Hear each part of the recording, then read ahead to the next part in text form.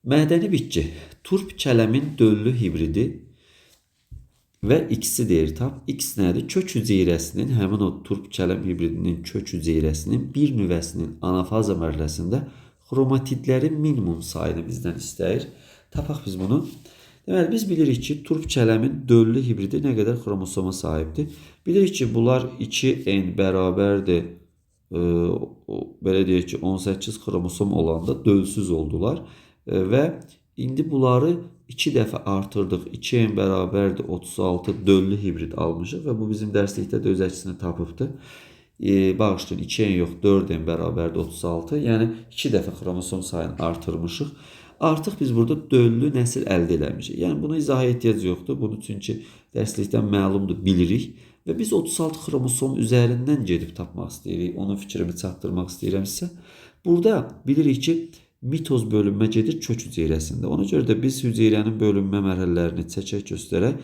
Və burada bilirsiniz, interfaza mərhələsi gedir. Interfaz iki şəkildə göstərilirdi həmişə. Əvvəlində xromosom sayı. Baxın, xromosom sayı belə eləyirik də.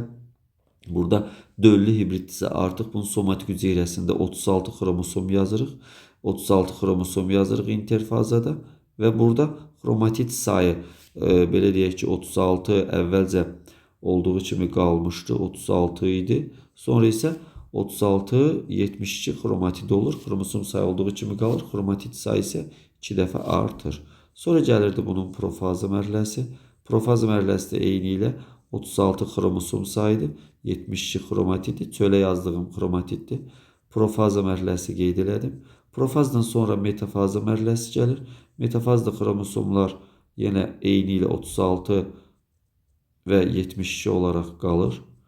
Və burada anafazda xromosom sayı 2 dəfə artır. Mitozda ümumiyyətlə yadınızda qalsın ki, mitozda xromosom sayı anafazda 2 dəfə artır. Çünki bir ana xromosom 2 qız xromosom ayrılır. Baxın, burada təsvir edirəm. Bax, bir dənə ana xromosomumuz vardı və 2 dənə qız xromosomu ayrılacaqdı. Baxın, tək xromatidli 2 xromosom yaranmış olur. Və ona görə də burada tək xromatid olduğu üçün 36 bura, 36 bura hər kənara yazmalıyıq xromosomları. Tək xromatid olduğu üçün də bunu bu qaydada qeyd edirik. Bizdən bu mərhələni soruşduğu üçün bu anafaza mərhələsidir və burada xromosom sayı ana hüceyrəyə müqayisədə 2 dəfə artıq olur və 72 xromosomu düzgün cavab olaraq tapmış olaraq. Sona qədər bu bölünməni aparaq. Bilirik ki, metafaza, anafazdan sonra telofaza gəlir. Telofaz da iki şəkildə göstərilibdir və burada yenə eyni ilə əvvəlcə nüvələr formalaşacaq. Xromosomlar anafaza mərhələsindəki kimi olacaqdır və sonda bölünür, 2 hüceyrə yaranırdı. Hər hüceyrədə xromosom sayı ana hüceyrə ilə eynisi olacaqdır. Bunu N və S ilə ya da C ilə işarə edib göstərmək də olardı. Sadəcə nə verilibsə xromosom bu qaydada göstərdik. Düzgün cavab 72 alındı.